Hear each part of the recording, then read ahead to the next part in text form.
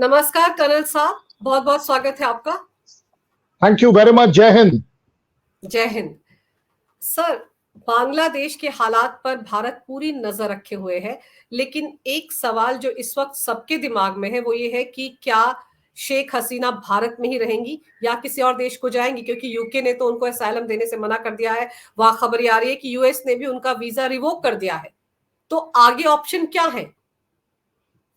सबसे बड़ी बात यह है कि यूके ने जो उनको अभी तक परमिशन नहीं दी है वो इसलिए नहीं दी थी क्योंकि इन्होंने कुछ कंडीशंस भी डाली थी अपने वहां जाने के लिए। सबसे बड़ी बात है, यूके ले लो, फ्रांस ले लो, जर्मनी, कोई भी यूरोपियन कंट्री ले लीजिए, नेटो कंट्री ले लीजिए, जब तक USA will not blink the eye कि हाँ ऐसे ना करे, तब तक कोई आपको असाइलम देगा भी। ये बड़ी क्लैरिटी है। और इस पर्टिकुलर एपिसोड में I am sure by now सबको दिख रहा होगा कि किसका कितना रोल है, इंक्लूडिंग यूएस।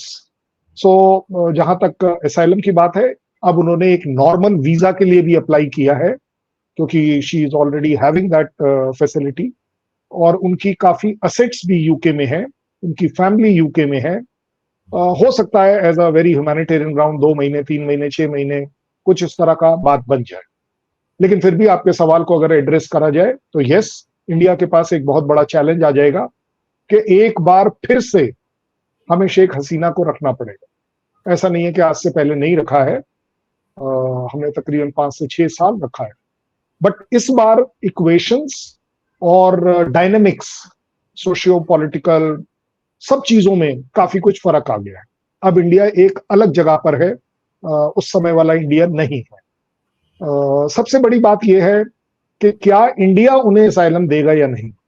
मुझे लगता है अगर बिल्कुल बात अटकने पर आ जाएगी तो इंडिया असाइलम दे देगी, क्योंकि इंडिया की ये पॉलिसी रही है कि चाहे वो तिब्बत के दलाई लामा ले लीजिए और चाहे ये मैडम ले लीजिए, वो बांग्लादेश की पहले को राइटर थी तस्लीमा संबड़ी, हाँ उनको भी, हाँ जी, तो उनको भी दिया गया था। एक और श्रीमान जी जो चाइना से आए थे उनको भी दिया गया था। That is after Dalai Lama की बात कर रहा हूँ। तो ओवरऑल अगर आप देखें, हमारा कंट्री काफी उदार है इस मामले में, बट इस बार country will have to take a very conscious decision. बहुत सोच विचार करके लेना पड़ेगा क्योंकि इसके बहुत बड़े इंप्लीकेशन आ जाएंगे internationally, bilateral. So that is where we are.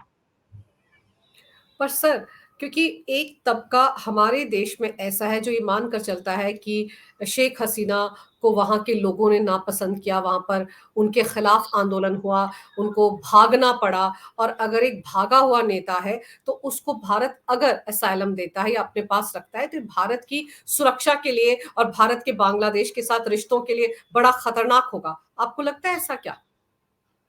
जो भी तबका है जो सोचता है कि शेख हसीना उस कंट्री से भाग कर आई है, वो भाग कर नहीं आई है, उन्हें भगाया गया है। उस 45 मिनट के नोटिस पर ये इसीलिए किया गया था ये ड्रामा कि उनको सोचने विचारने का टाइम ना दिया जाए, वो अपने पिताजी की तरह रिफ्यूज ना कर पाए। आपके घर के सामने एक हेलीकॉप्टर रख दीजिए, आप सब अरेंजमेंट कर दीजिए और बोल दीजिए मैडम फटाफट रिजाइन कीजिए आधे घंटे के अंदर अंदर, क्योंकि अदरवाइज यहां पर भीड़ आने वाली है, मारकाट मचने वाली। तो इसको बोलते हैं हम एब्सोल्यूट, जिसको बोलते हैं ब्लैकमेल करना या putting you to a corner, कि आपको इतना बुरी तरह से कॉर्नर कर दिया जाए कि आपके पास उस समय सोच विचारने के लिए ज्यादा बात ना हो। टू दी एक्सटेंट उन्होंने माना है ये बात कि वो एक छोटा सा एड्रेस कंट्री के लिए रिकॉर्ड करना चाहती थी, वो भी उनको अलाउ नहीं किया गया जल्दबाजी के पॉइंट ऑफ व्यू से। सो इसमें कोई शक नहीं है कि ये बड़ी ही अजीबो गरीब बात है कि अगर हमारे कंट्री का, हमारी डेमोक्रेटिक कंट्री का कोई भी तबका इस तरह की बात करता है तो क्या वो खुद डेमोक्रेसी में विश्वास रखता है। अगर एज्यूम कर लूं मैं कि चलिए जी बांग्लादेश के लोगों ने उनको पसंद नहीं किया, 6 बार 6 बार वो प्राइम मिनिस्टर बनी है और इस बार कंटिन्यूअसली 5 बार बनी है और चौथी बार इस बार बनने वाली थी कंटिन्यूएशन में। मान लेता हूं कि चलिए जी वो इलेक्शन रिग कर दिए, वो दूसरी पार्टी ने बायकॉट कर दिया इलेक्शन से, इसलिए आप जीत गए। 40% फिर भी वोट हुई थी, ये तो ऑफिशियल फिगर्स हैं। तो 40% ने तो उन्हें इलेक्ट किया है, ये तो मानना पड़ेगा। और फिर भी मैं कहता हूं अगर आप तबका, सो कॉल्ड तबका हमारा इंडिया का, ज्यादा डेमोक्रेटिक है तो इससे और कोई अच्छी और डेमोक्रेसी का तरीका आप बता दीजिए। भाई आपने सिर्फ क्रिटिसाइज करने की ठान रखी है और ठेका ले रखा है, तो एक्चुअली देखा जाए इट शोज कि आपके अंदर कितनी नेगेटिविटी भरी हुई है। आप सिर्फ ढूंढ रहे हैं, यहां एक कंट्री क्राइसिस में है, यहां मेरा कंट्री क्राइसिस में है कि मेरे पड़ोस का कंट्री क्राइसिस में, हम उस पर तरीका निकालें, उस पर बात करें, उस पर कोई चीज ठीक करें, कोई सजेशन दें, कोई व्हाइट पेपर दें, कोई सुझाव दें कि किस तरह से इस क्राइसिस को अवॉइड किया जा सकता है हमारे नेशनल इंटरेस्ट में। जिसने भी कहा कि वो नेशनल सिक्योरिटी है हमारे लिए, तो आप तरीका बता दीजिए कोई, तब तो मैं मान लूं कि भाई वो जो नेशनल सिक्योरिटी कैसे हो गई। बांग्लादेश अटैक कर देगा, पाकिस्तान अटैक कर देगा, चाइना अटैक कर देगा, ये है हमारी नेशनल सिक्योरिटी को थ्रेट। थ्रेट जो है वो कुछ और है, मैं जानता हूं उस थ्रेट को, सोशियो इकोनॉमिक थ्रेट है। सो ये मिस इंटरप्रिटेशन कर कर मिसगाइड मत करिए एज फार एज दैट तबका इज कंसर्न। सर, ये जो तबका, मैं राजनेताओं की बात कर रही हूँ, संजय सिंह आम आदमी पार्टी के, वो लिखते हैं ट्वीट पर, तानाशाही जो करेगा उसे ऐसे ही देश छोड़कर भागना पड़ेगा। संजय राउत, उद्धव ठाकरे के शिवसेना के नेता, वो भी इसी तरह की बातें करते हैं। एक महिला नेता है, वो लिखती हैं कि यही हाल जो हमारे पीएम का अभी आवास है, वहां पर भी एक दिन ऐसा ही होने वाला है, क्या वहां पर भी ऐसी तस्वीर होगी? अब सोचिए, हमारे देश का ये तबका जो हाथ में संविधान लेकर लोकतंत्र बचाने के नारे लगाता था जब चुनाव होने वाले थे, आज एक पड़ोसी देश में लोकतंत्र तार तार हो रहा है, तो ये उस पर इस तरह के तंज कस रहे हैं और भारत को उसके समकक्ष लाकर खड़ा कर रहे हैं। वो समझ ही नहीं पा रहे कि भारत एक बहुत स्ट्रांग नेशन है, वो बांग्लादेश जैसा देश नहीं है। सबसे बड़ी बात, आपने 3 नाम लिए, मुझे इसलिए नाम लेना पड़ेगा। संजय सिंह, आम आदमी पार्टी, क्या औकात है आपकी इंटरनेशनल अफेयर्स के ऊपर बात करने की? क्या औकात है आपकी एक स्टेट के आप एमपी होकर आप अपने देश के बारे में इतनी बड़ी बात कह दें कि सिक्योरिटी कंसर्न्स हैं? क्या है सिक्योरिटी कंसर्न्स? क्यों नहीं स्पेल आउट करते आप? 1 2 3 4 10 12 स्पेल आउट कीजिए। आप तो यही स्पेल आउट नहीं कर पा रहे हैं आज तक कि आपका अपना लीडर उस डेमोक्रेसी में कहां फंसा हुआ है और कहां नहीं फंसा हुआ है। मैं पॉइंट ब्लैंक केजरीवाल की बात कर रहा हूं। भाई आप मनीष सिसोदिया को भूल गए बेचारे को, वो तो 2 साल से पड़ा हुआ है। मैं बेचारा इसलिए कह रहा हूं कंपैरिजन के पॉइंट ऑफ व्यू से। आप अपने आप निकल आए, ये बढ़िया है, लेकिन आप नेशनल सिक्योरिटी की बात करेंगे? ओ माय गॉड, दिल्ली की बाढ़ की कंट्रोल के ऊपर तो आपका बस नहीं चल पा रहा। दिल्ली की सिक्योरिटी कौन देखेगा? दिल्ली की बिजली कौन देखेगा? दिल्ली की साफ सफाई कौन देखेगा? दिल्ली के पॉल्यूशन कौन देखेगा? हमें काम नहीं करने देते, सीधा एक बहाना। तो as far as I am concern, Sanjay Singh में भी उनका अपना सो कॉल्ड लीडर होगा, मेरे लिए उसमें कहीं कोई लीडरशिप नजर नहीं आई या उन्होंने डिस्प्ले नहीं करी जो मैं चाहूंगा कि वो देश के हित में करने की कोशिश करें। काबिलियत हो या ना हो कोई बड़ी बात नहीं। संजय राउत का बेसिक प्रिंसिपल अगर आप काफी टाइम से देख रहे हो, वो सिर्फ एक है कि मुझे सिर्फ एंटी बीजेपी बातें करनी, हमें हर चीज में पॉलिटिक्स डालनी है। अगर जरूरत पड़े तो कांग्रेस के भी खिलाफ बोल देनी है, कोई बड़ी बात नहीं है। एनसीपी के भी खिलाफ बोल देनी है, वो भी कोई बड़ी बात नहीं है। दैट मीन्स आपने सिर्फ ये देखना है कि आपको कहां मौका मिले और आप उसमें नेगेटिविटी चुने और उसको बोलकर आगे बढ़े। मैं उनसे भी कहता हूं, इतने बड़े अगर आप स्ट्रेटेजिस्ट और मास्टरमाइंड और इंटरनेशनल अफेयर्स के एक्सपर्ट हैं, मैं तो खैर इवेल्युएट कर पाता हूं, एक्सपर्ट तो मैं किसी भी तरह से नहीं हूं, तो मैं उनकी इज्जत करना चाहूंगा कि आप कोई तरीका भी तो बताया करिए ना साथ साथ, तब तो आपकी इज्जत करी जाए कि देखो यार उसने उसकी बात में दम है, उसने बोला है और उसका तोड़ भी दिया है, तब तो मैं मानूं। देखिए, जब इस तरह के लोग कुछ बोलते हैं ना, इनके 2 एम बड़े क्लियर हैं। एक कि किसी तरह से डिस्प्यूट करो सो दैट वो न्यूज में आ जाए, क्योंकि डिस्प्यूट करते ही न्यूज में आ गए, देखिए दोनों के दोनों आप डिस्कस कर रही हैं उनके बारे में, तो उनका तो एम अचीव हो गया कि चलिए जी हम भी आए हैं, हम भी इसके ऊपर बात कर सकते हैं। भाई कोई अच्छी बात करिए ना, आप और मैं इसके बाद बात कर लेते हैं कि क्या क्या अच्छा किया जा सकता है काफी कुछ रोकने के लिए, फिर देखते हैं वो उस डिबेट में कहां खड़े होते हैं। सो डोंट गो, ये देखिए कंट्री को इस तरह से गलत तरीके से बात बताना, उलझाना, ये इनकी फितरत में है। और मुझे लगता है अब कंट्री भी थोड़ा बहुत पढ़ लिख कर ठीक हो गया है कि वो इतनी जल्दी इनकी बातों में नहीं आता। यस, एक ट्विटर पर, एक वीडियो पर, इन सब के ऊपर थोड़ी सी उनको वाहवाही मिल जाती है कि चलो उन्होंने कुछ बोला। वाहवाही नहीं मिलती है कि चलो उन्होंने कुछ बोला है तो चलो सेंसेशनल हो गया कि देखो भाई, हाँ एक हमारी कंट्री और बांग्लादेश के बीच के रिलेशन की बात है और यहाँ संजय सिंह ने और संजय राउत ने कुछ कह दिया। ये तो वो वाले संजय राउत हो गए, संजय हो गए जो धृतराष्ट्र के साथ बैठा करते थे क्या? इन्हें क्या पता है? मैं ये जानना चाहता हूं क्यों नहीं ये तथ्यों के साथ बात करते। मैं आपके साथ बात करने के लिए तैयार हूं कि क्या गलत हुआ, क्या ठीक हुआ, क्या हमारे लिए सही है, क्या उनके लिए सही। सर सर ये जो भाषा बोलते हैं, अब आप देखो फवाद चौधरी पाकिस्तान का पूर्व मंत्री, वो लिख रहा है कि भारत को असाइलम नहीं देना चाहिए था, शेख हसीना को भारत को बांग्लादेश के मामलों में दखल नहीं देना चाहिए। तो इन लोगों की जुबान भी तो कुछ कुछ वैसी है, एजेंडा तो वहीं से चलता है ना। आप ये, और साथ ही साथ आप देखो कि जो सर्वदलीय बैठक हुई है उसमें राहुल गांधी सवाल पूछ रहे हैं हमारे विदेश मंत्री से कि क्या इसमें कोई विदेशी एंगल भी है। सारी दुनिया को पता है सर कि इसमें विदेशी एंगल नहीं तो और क्या है। मकसद तो सिर्फ और सिर्फ शेख हसीना को हटाना ही था। विदेश मंत्री ने कहा ना आज सदन में ये कि सिर्फ एक ही मात्र मकसद था, शेख हसीना को कुर्सी से हटाना, और कोई मकसद नहीं था। फिर भी वो ये सवाल पूछ रहे थे। फवाद चौधरी है कौन? ये वही वाले हैं ना जो इमरान खान के मिनिस्टर होते थे। मैं याद दिला रहा हूं लोगों को, ये वही वाले मिनिस्टर हैं कि जब इमरान खान अरेस्ट हुए थे और इनकी अरेस्ट होने की बारी आई थी तो इन्होंने पतली गली पकड़ी थी, फटाफट निकल आए थे कि भाई मेरा इससे कोई संबंध नहीं है। कितने बड़े नेशनलिस्ट हैं। ये अपनी पार्टी के नहीं हुए, जिस इमरान खान ने इन्हें जो कुछ बना दिया उठाकर, ये उसके नहीं अपने हुए। ये मुझे समझ नहीं आ रहा ये भारत के वेलविशर कैसे हो गए कि हम क्या करेंगे या क्या नहीं करेंगे। अब हमारे देश के इतने बुरे दिन आ गए कि एक टेररिस्ट स्टेट का, एक जिसको बोलते हैं ना डिसग्रंटल्ड डिसग्रेस्ड लीडर, लीडर बोलना नहीं चाहिए लेकिन वहां का लीडर हमें सिखाएगा, पाठ पढ़ाएगा।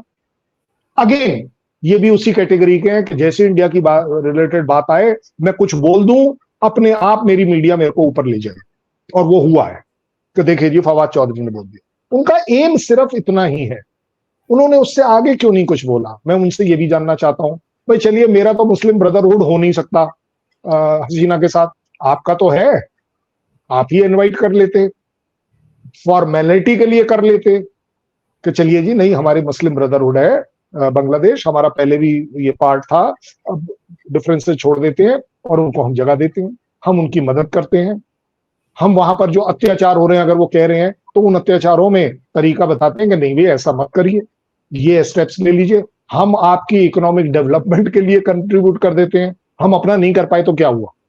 फवाद चौधरी साहब का तो यही कहना होगा ना कि हम नहीं कर पाए लेकिन हम आपका कर देंगे। क्यों? हम आपकी चीन के साथ दोस्ती बढ़ा देंगे, चीन हमें लूट रहा है, कल से आपको भी लूटना शुरू कर देगा।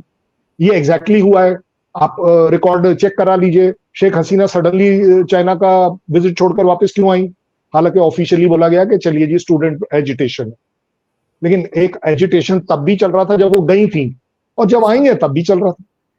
सो there is something more, there was some business deal जिसके ऊपर बात शेख हसीना को नहीं पसंद आई। सो ओवरऑल अगर आप देखें तो फवाद चौधरी अगेन एक वो कैटेगरी के लोग हैं कि जो सिर्फ अपना एग्जिस्टेंस दिखाना चाहते हैं। आप मेरे से लिखवा लीजिए, कल अगर आर्मी उन्हें बोल दे कि नवाज शरीफ की गवर्नमेंट में आप चुपचाप ज्वाइन कर लीजिए, वो चुपचाप ज्वाइन कर जाए। हाँ। ये वो कैरेक्टर वाले लोग नहीं है। तो इसलिए इनके बारे में हम जितना अपने आप को डिस्टर्ब कम करें वो मुझे लगता है ज्यादा अच्छा होगा। आप और मैं मिलकर एक अच्छी स्ट्रेटेजी दे देंगे, प्रपोज कर देंगे अपनी कंट्री के लिए जो कि कंसिडर हो जाए। इनके पास तो प्रपोजल ही नहीं है। आपने बोला दखल अंदाजी, विदेशी ताकत और मैंने राहुल गांधी के बारे में पूछा। मकसद, हाँ मैं मकसद ठीक है। देखिए सबसे अच्छी बात जो हुई, क्योंकि कुछ चीजें अच्छी होती है तो उनको भी तारीफ करना चाहिए कि प्रेजेंट गवर्नमेंट ने एक ऑल पार्टी मीटिंग बुलाई। वो ऑल पार्टी मीटिंग में कर कराकर बॉटम लाइन ये निकली कि पहली बार एक ऑपोजिशन ने मिलकर बोला कि ठीक है जी हम गवर्नमेंट के साथ हैं इस पर्टिकुलर टॉपिक। बिल्कुल। अब मेरी बात ध्यान से सुनिएगा, अगर एक ऑफिशियल मीटिंग में सारी की सारी ऑपोजिशन साथ हैं तो जो साथ नहीं है क्या वो अपनी पार्टी का है या नहीं है? भाई उस ऑपोजिशन में कांग्रेस भी है, उन्होंने भी हाँ करी है, बाकी पार्टीज ने भी हाँ करी है, चलिए जी हम साथ हैं। बॉटम लाइन तो यही है, या तो आपने वहां नहीं होना था साथ, इसका मतलब अब जो बोलेगा वो अकेला अपनी ना तो पार्टी के साथ है और ना ही गवर्नमेंट के साथ है, तभी वो सवाल कर रहा है। अगेन क्यों कर रहा है? उस मीटिंग में क्यों नहीं बोला? भाई उस मीटिंग में आप बैठे थे ना मिस्टर राहुल गांधी, हमने तो फोटो भी देखी है, ऑन रिकॉर्ड है ये तो। और अब तो आप so called leader of opposition अपने आप को क्लेम करते हैं। वहां क्यों नहीं बोला? वहां सारी पार्टीज को क्यों बोला? क्यों नहीं बोला कि ये गलत हो रहा है, आप सबको बाइकआउट करना चाहिए, बहिष्कार करना चाहिए, पार्लियामेंट में बहिष्कार करना चाहिए, यहां भी बहिष्कार करना चाहिए, और प्रोटेस्ट करो, ऐसे ऐसे करके बोलना था ना। आपको याद है ना ये वाला सीन जी पार्लियामेंट का, बिल्कुल जो हमारी बिल्कुल। सो कॉल्ड जो कि हमारे संविधान और हमारी डेमोक्रेसी का मंदिर है, तो मंदिर में ऐसे ऐसे कर सकते हैं, तो ये तो मीटिंग थी, इसमें क्या बड़ी बात है? अगेन इसी को बोलते हैं ओछापन। आप कुछ नहीं बता पाए, कुछ नहीं बोल पाए, आपने इंडिविजुअली सेंसेशन क्रिएट करने की कोशिश करी, over and above your party lines and opposition lines, to go with the government. Government के साथ अगर ऑपोजिशन चलने के लिए हां बोल चुकी है और उसके बाद आप इस तरह की स्टेटमेंट देते हो, तो मैं कहूंगा गलत हो जाएगा, लेकिन गधा ना घाट का ना उसका, बस ये वो वाली बात है। इनकी इनकी औकात अब मैं किस तरफ लेकर जाऊं कि मैं इनको रिस्पेक्टफुली देखूं, एटलीस्ट। रिस्पेक्ट करना तो बहुत दूर की बात है, ये अपनी रिस्पेक्ट के खुद एनिमी है, कि अंदर कुछ बोलकर अभी अभी कंसेंसस बनाकर आए हैं कि हम गवर्नमेंट के साथ हैं, और बाहर आकर आप बोल दीजिए कि पता नहीं क्या विदेशी ताकतों का वो है। अरे अंदर ब्रीफ हुआ तो है भाई, पार्लियामेंट अंदर में ही पूछा आपने है, और मैं। नहीं नहीं, अंदर ही उन्होंने पूछा है। मैं वही बोल रहा हूं, इसका मतलब आप पार्लियामेंट में गए नहीं, क्योंकि पार्लियामेंट में भी तो स्टेटमेंट हुई है। हाँ बिल्कुल। तो फिर वहां अंधे थे, काणे थे, बहरे थे, या सो रहे थे, या वीडियो देख रहे थे? फिर क्या लगा के चलूं? अरे भाई, you people are in the parliament, तुम्हारा 100 का 101% अटेंशन होनी चाहिए कि मंत्री जी बोल क्या रहे हैं, कहीं कुछ गलत तो नहीं बोल रहे, उस पर प्रोटेस्ट करिए, आपका काम ही यही है। वहां आप चुप बैठे रहेंगे, बाहर आने के बाद आप कुछ भी कर देंगे। क्यों? क्योंकि आपको भी मालूम है कि बाहर आने से ही सेंसेशन मिलने वाली। It is very sad sir, ये सारा घटनाक्रम जो हो रहा है, मतलब हम अगर भारत के चारों तरफ जो देश हैं, सब में अनरेस्ट है, जी। सबके सब अब चीन परस्त नजर आ रहे हैं। और ऐसे में एकमात्र बांग्लादेश ही भारत का दोस्त देश कहा जा सकता था, वहां पर भी अब ये सब कुछ होने लगा है। लेकिन इन सब के बीच अब आपको क्या लग रहा है कि जिस तरह शेख हसीना ने इस्तीफा दे दिया, भारत आ गई, उसके बाद भी तो वहां पर 135 लोग मारे गए हैं, जिस तरह की तस्वीरें आज भी पूरे दिन देखने को मिली, उससे लगता है कि सिर्फ छात्रों का आरक्षण को लेकर कोई धरना प्रदर्शन या आंदोलन था। इसमें तो सीधे सीधे ISI, CIA, China, Pakistan, America, सबका हाथ नजर आ रहा है। तो अब ये रुकेगा आपका कैसे? क्या वहां की आर्मी कंट्रोल कर पाएगी अब हालात को? जी, आपके 3 सवाल हैं। पहला है कि इम्प्लीकेशन फॉर इंडिया। यस, इसमें कोई शक नहीं, हमारे लिए बहुत कंसर्न की बात है, और हम बहुत विजिलेंट होने चाहिए इस बात पर। जिस तरीके से नेपाल, मालदीव, श्रीलंका और अब बांग्लादेश चारों तरफ से डिस्टर्ब अगर होता है, तो इसका इफेक्ट हमारे ऊपर जरूर पड़ता है। इस पर सोशियो इकोनॉमिक इफेक्ट भी हमारे ऊपर पड़ता है, क्योंकि इन सब के थ्रू हम काफी कुछ ट्रेड करते हैं, इनको सपोर्ट करते हैं। इन सारे कंट्री के अंदर आप बजट खोलकर देख लीजिए, इनके लिए पैसा एलोकेट करते हैं as kind of help. Maldives ने जो कुछ किया, उसके बावजूद हम उसके लिए पैसा एलोकेट कर रहे हैं। ऐसा नहीं है कि नहीं कर रहे, थोड़ा कम किया, थोड़ा ज्यादा किया, इसमें रोने धोने की कोई बड़ी बात है नहीं, ये आपका अपना बिहेवियर है। सो that is a great matter of concern. जो उससे बड़ी बात यह है कि स्टूडेंट एजिटेशन,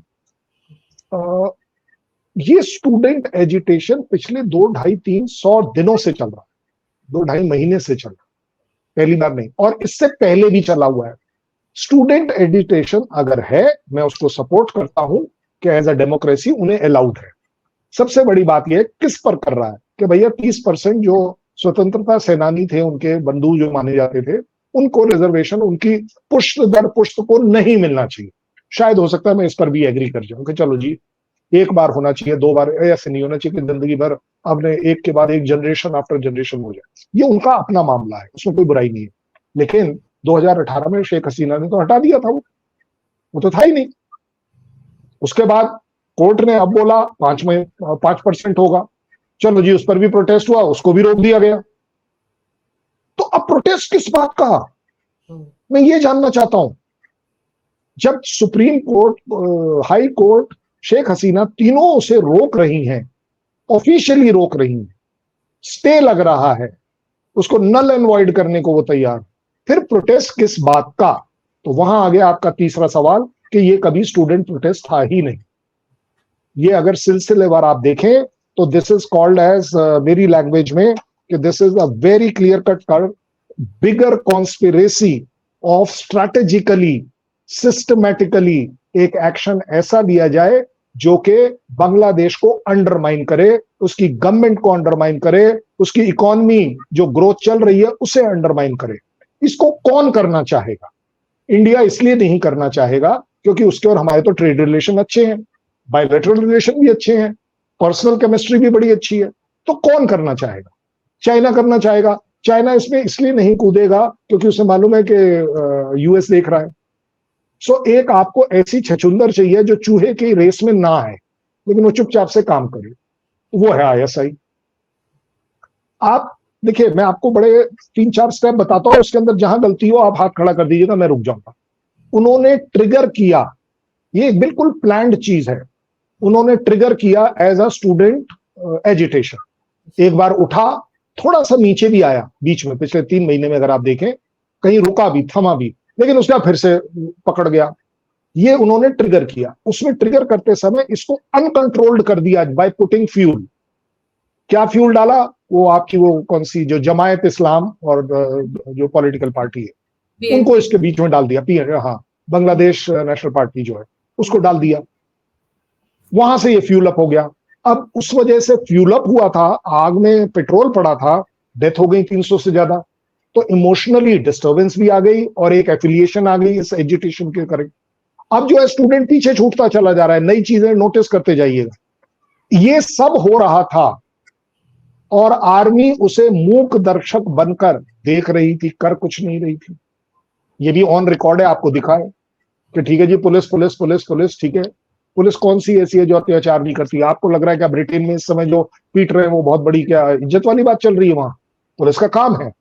गलत है, सही है, इसको मत इवैल्यूएट करिए। फ्रांस वाली पुलिस ले लीजिए, यूके की पुलिस ले लीजिए, यूएस की पुलिस ले, सबका काम करने का तरीका एक है कि अगर कोई प्रोटेस्ट होता है तो उसमें लाठीचार्ज होती है, कोई बड़ी बात नहीं। हमारे यहां भी होती है, चलिए मैं ये भी कह देता, ऐसा नहीं है हमारे यहां। सिर्फ पाकिस्तान में कुछ अलग होती है कि जेंट्स जो है वो औरतों के ऊपर लाठीचार्ज करते हैं, वो अकेला एक कंट्री है जहां ऐसा होता है, ये भी ऑन रिकॉर्ड है।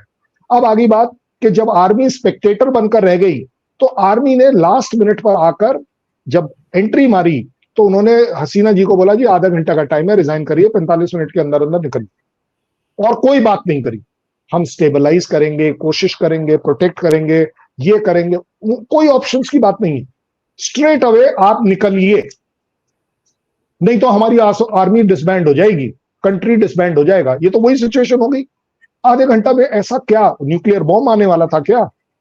लेकिन आर्मी ने ये प्ले अप किया कि नहीं जी, और उन्हें निकाला। चलिए कोई बात नहीं, अब तो कम से कम रुक जानी चाहिए थी, क्योंकि अब तो दोनों इशू खत्म हो गए, रिजर्वेशन का भी खत्म हो गया और हसीना के खिलाफ जाना है, उसकी गवर्नमेंट को गिराना है, वो भी आपको अचीव हो गया।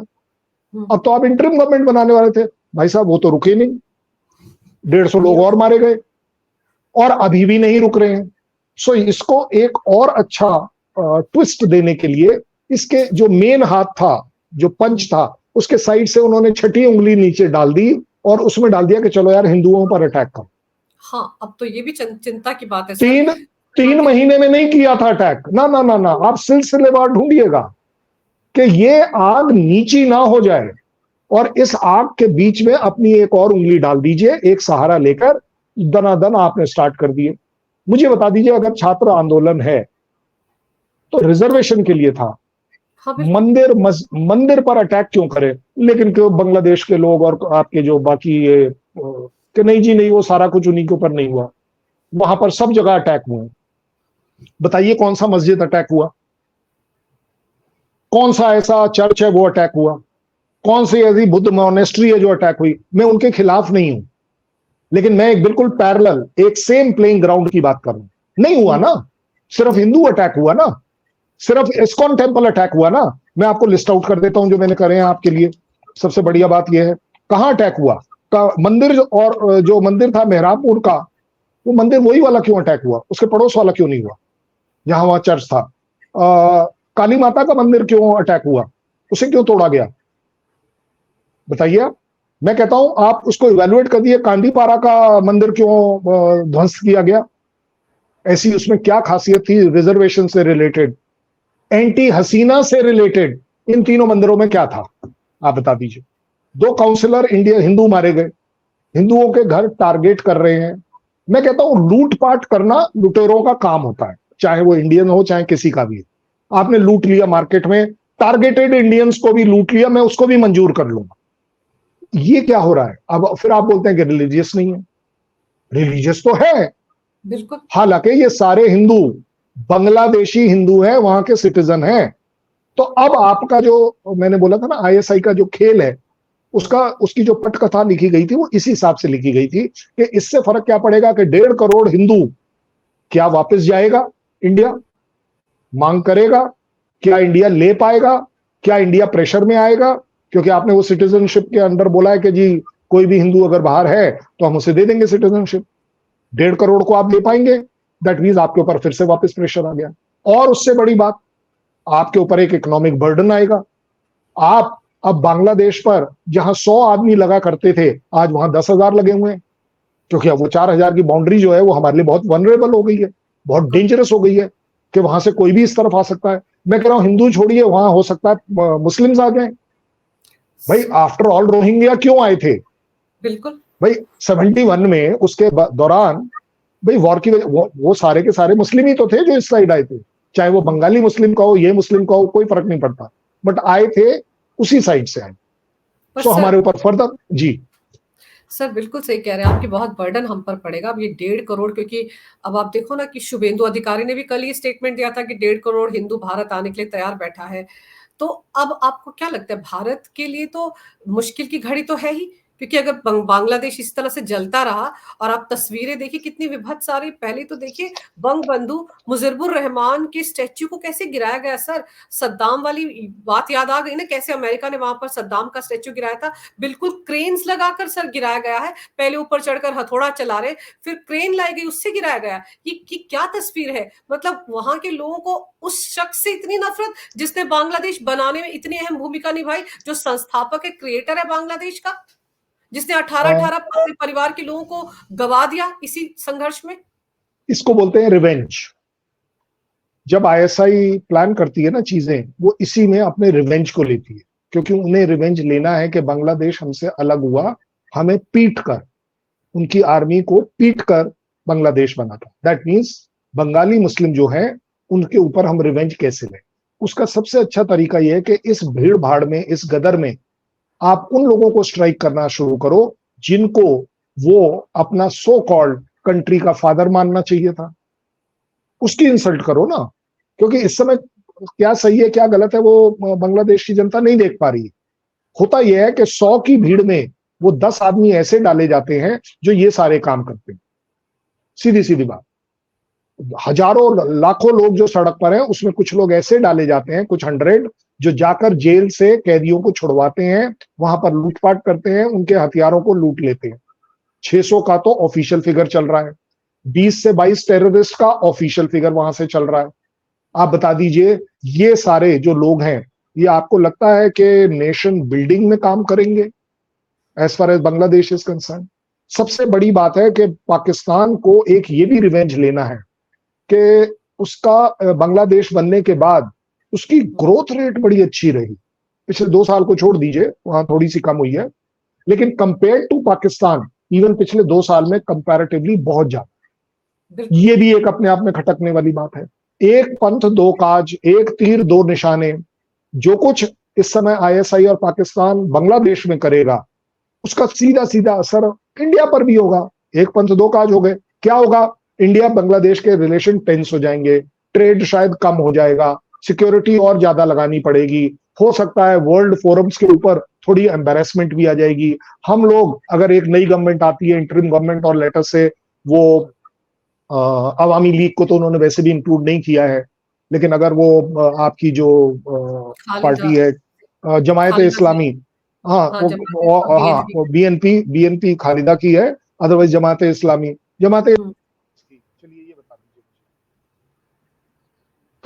जमाते इस्लामी ऑफिशियली फंडेड बाय पाकिस्तान है, ये मैं नहीं कह रहा, हुँ, ये मेरा कहना नहीं है। अगर आप देखें तो बड़ी सीधी सीधी बात है, पाकिस्तान ये सब क्यों कर रहा है, मैंने पहला रीजन आपको दे दिया, उसमें फायदा किसका है? अगर 1% भी फायदा बांग्लादेश का है तो मैं उसको ग्रांट करता हूं, ये सब कुछ लीगल है, इनका इंटरनल मामला है। ये इंटरनल मामला ना था, ना है, ना रहेगा। आ गई बात सेकेंड, चाइना को क्या इंटरेस्ट है? चाइना को सबसे बड़ा इंटरेस्ट है कि ट्रेड जो इंडिया और बांग्लादेश के बीच में हो रहा है वो किसी तरह से इंटरप्ट हो जाए, रुक जाए, क्योंकि दोनों के लिए विन विन सिचुएशन है। ऊपर से आग में घी पड़ गया कि खालिदा हसीना जी जो है वो वापस आ गई, विजिट करके छोड़ कर वापस आ गई। इसके अलावा एक और बड़ा टॉप प्लेयर जो पूरी दुनिया में काम करता है, वो पूरी दुनिया में करता है, जहां कहीं उथल पुथल होगी, अगर वो ऐसे ऐसे कर दे तो हो जाती है, चुप रहे तो हो जाती है, लेकिन अगर वो ऐसे कर दे तो वो नहीं होती है। And that is called as America. America ये सब देखता रहा, ये सब होने दिया कि भाई चलिए, बांग्लादेश बहुत अपने आप को तीरंदाज समझ रहा है, वो हमें सेंट मार्टिन नेवल बेस बनाने की परमिशन नहीं दे रहा है, चलिए देख लेते हैं हसीना जी आप कितने दिन रुक जाएंगी।